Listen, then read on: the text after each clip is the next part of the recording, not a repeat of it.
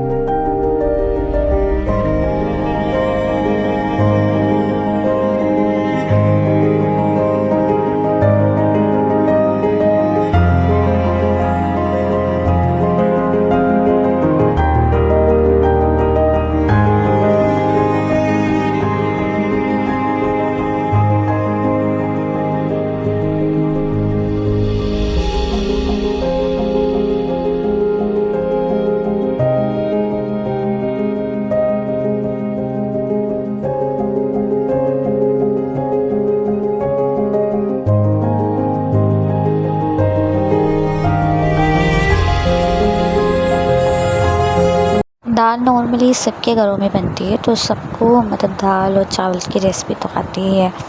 तो मैं लेकिन जिस तरीके से बनाती हूँ तो मैं आपको बता देती हूँ। मैं ऐसे बनाती हूँ कि मैंने 2 अनियन लिए थे, उसको बिल्कुल बारीक चॉप किया, फिर उसको फ्राई किया। वो जैसे ही ब्राउन होने लगे तो मैंने उसमें दाल डाल दी। तो दाल को भी मैंने भूना तो फिर जब वो चिपकने लगी तो उसमें मैंने पानी ऐड कर दिया। अब आप लोग सोच रहे होंगे कि दाल तो पानी में डाल कर उबालते हैं। नहीं भाई, अगर आप दाल को ऐसे करोगे ना, मतलब भूनोगे, तो उससे क्या होगा कि आपका टाइम भी बच जाएगा और दाल जल्दी गल भी जाएगी। ये मेरी टिप्स है आप सबको कि आप जब भी दाल चावल बनाओ, अगर दाल आपकी जल्दी नहीं बनती, मतलब वो खड़ी रहती है, गलती नहीं है, टाइम लगता है, तो आप हमेशा पहले क्या कीजिए, अनियन डालें, उसको फ्राई कीजिए, उसमें दाल डालें, उसको भी फ्राई कीजिए, फिर आप पानी डाल दें 1 कप या 2 कप। उससे क्या, दाल को 15 मिनट के लिए ढक दें। जब उसमें बॉयल आए तो फिर आप उसमें मसाले डालें और फिर आप उसमें इमली का पानी डाल दें। उससे क्या होगा, वो जल्दी गल जाएगी। और फिर आप उसमें तड़का जो देते हैं नॉर्मली, हम लोग तो जीरे और लहसुन का तड़का देते हैं।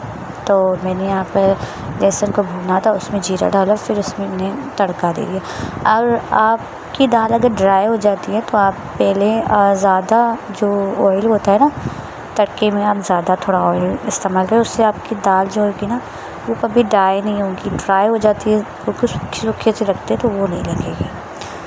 तो ये मेरी 2 टिप थी आप लोगों के साथ, टिप्स कह रही हूँ, तो टिप थी आप लोगों के साथ शेयर कर ली मैंने। तो उसके बाद मैं यहाँ पर आपके साथ रेसिपी शेयर ही करने वाली थी। तो उस वक्त जो मेरा बेटा है, उसने मुझे इतना तंग किया, रो रो के उसका बुरा हाल हो गया था। तो यहाँ पर मैंने बस इतना ही क्लिप ऐड कर सकी मैं। और आई होप कि आपको मेरा व्लॉग अच्छा लगा हो। अगर आपको अच्छा लगा हो और मेरी दाल की जो रेसिपी अगर अच्छी लगी हो तो मुझे सब्सक्राइब कर दीजिएगा। फिर नेक्स्ट व्लॉग में मिलते हैं। अल्लाह हाफ़िज़।